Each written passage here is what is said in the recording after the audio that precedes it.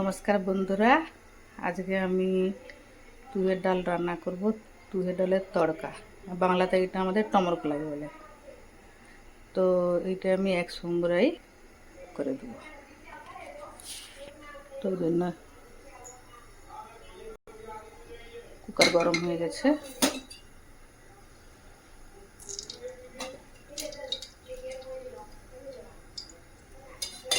তেল দিয়ে দিচ্ছি। আর এতে আমি তড়কার জন্য নিয়েছি আদা বাটা, রসুন কুচি, পেঁয়াজ, ধনে পাতা, কারি পাতা আর টমেটো।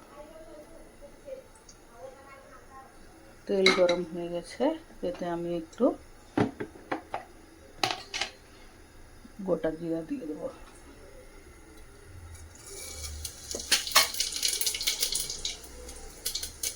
কারি পাতা দিলাম,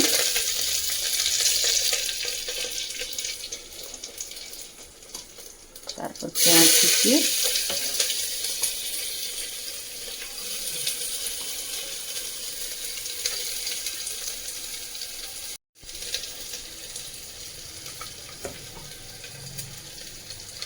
রসুন কুচি,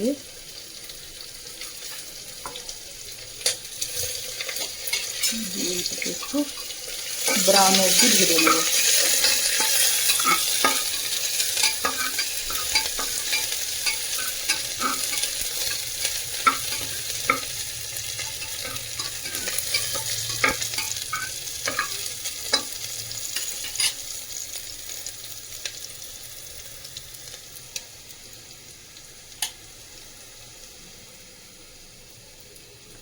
হয়ে গেলে এতে টমেটো কুচিটা দিয়ে দিই।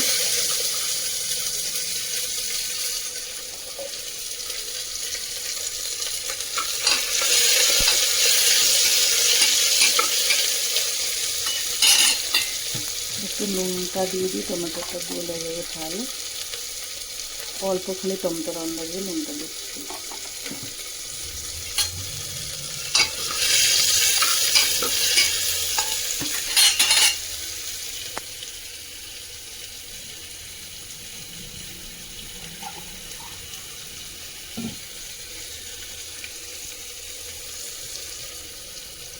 তারপর আমি আদা বাটাটা দিচ্ছি।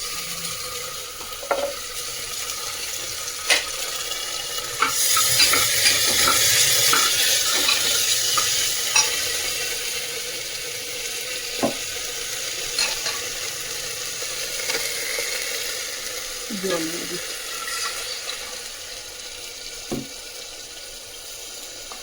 এতে পরিমাণ মতো হলদি, লঙ্কার গুঁড়ো দিয়ে দিলাম।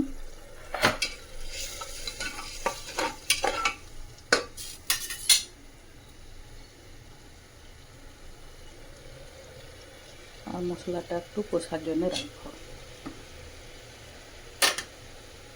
একটু ঢেকে দিই, ঢেকে দিয়ে একটু গ্যাস কম করে দিই, ধিমো করে দিচ্ছি।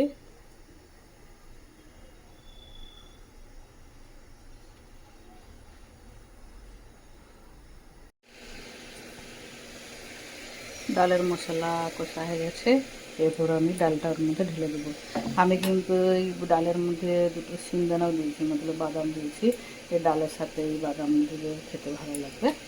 আর ডাল ফ্রাইয়ের যেমনই বানাচ্ছি,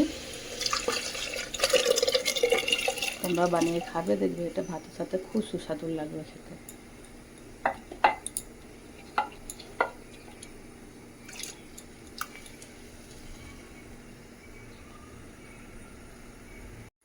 কুকারের ঢাকনা বন্ধ করে দিয়েছি, আমি দুটো সিটি অবধি অপেক্ষা করব।